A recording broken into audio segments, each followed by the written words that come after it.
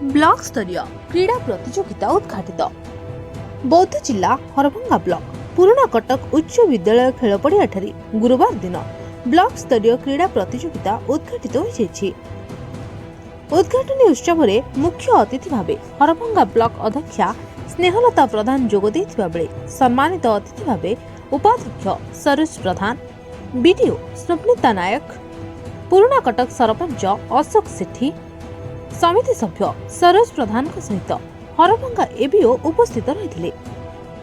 नुआ और आम ओडिशा नवीन ओडिशा आनुकूल्य हेउथुबा उक्त क्रीड़ा प्रतियोगिता पुरुष विभाग 14टी क्रिकेट दल, 8टी फुटबॉल दल, 4टी भलीबॉल दल, 4टी कबाडी दल, 4टी खो खो दल सहित महिला विभाग भली, कबाडी और फुटबॉल खेल गोटे लेखाएं दल मिसी समुदाय 38 कोटी दल भाग नहीं सूचना मिली।